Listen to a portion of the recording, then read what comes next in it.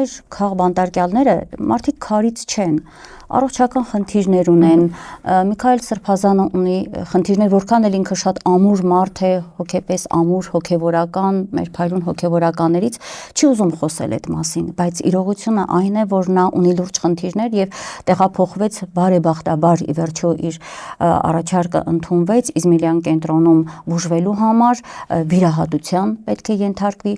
լավ, այնպես չէ, որ փայլուն առողջական վիճակում է Բագրատ Սրբազանը կամ մեր մյուս բոլոր քաղբանտարկյալները, այդ թվում նաև Սամվել Կարապետյանի հետ է կապված, ասում թեպետ նա ինքն էլ առողջ մարդիկ են, բայց միևնույն է խցում գտնվելով այդ պայմաններում հոգեբանորեն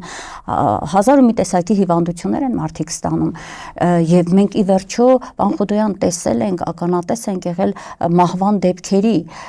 Արմեն Գրիգորյանի հետ կատարվածը բոլորիս աչքի առաջ էր, ինչպես այդ պահին բոլորիս աչքի առաջ Արմենը ընկավ ներքև եւ այդ ամբողջը հենց նրա կալանավորված լինելու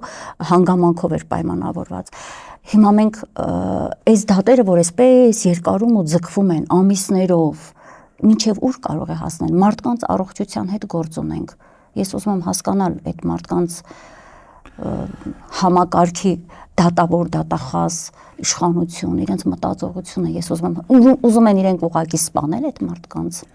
Կալանքի կրման պայմաններին եթե անդրադառնանք, մենք կարող ենք խորհուրդ տալ մարդկանց վերհիշել 20 թվականի մարտ ամիսը, երբ որ կորոնավիրուսի պատճառով մարդիկ ստիպված էին տնից դուրս չգալ։ Եվ եթե անձը պատկերացնում է, որ ինքը 2 շաբաթ, ասենք, տանն է եղել եւ արդեն իսկ ստրեսի է ենթարկվել, հնարավորություն չունենալով ազատ իր գործերը պլանավորել,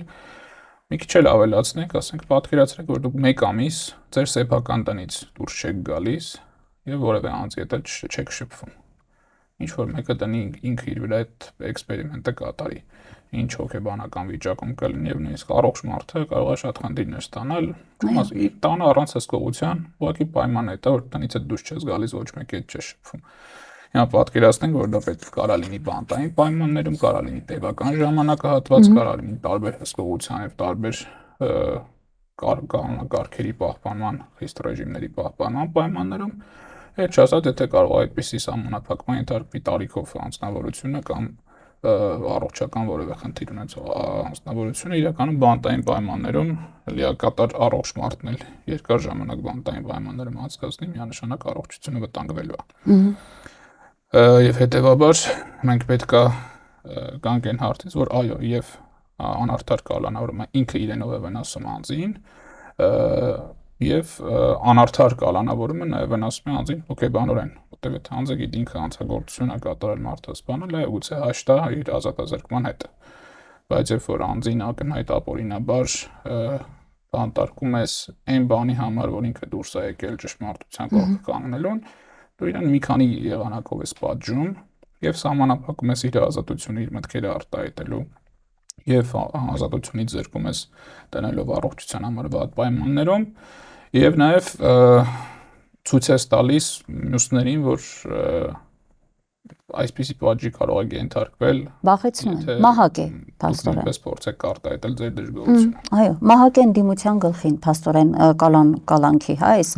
երկարացած։ Ասեմ, որ Իպատիվ Սրբազանների նույնիսկ առողջական խնդիրների բարագայում վերջիններիս կամքը շատ պինդ է եւ ինչպես իրենք էլ են շատ հաճախ ասում, իրենք բանտի պատերիստներ շատ ավելի ազատ են, քան դրսում գտնվող շատ եւ շատ մարդ։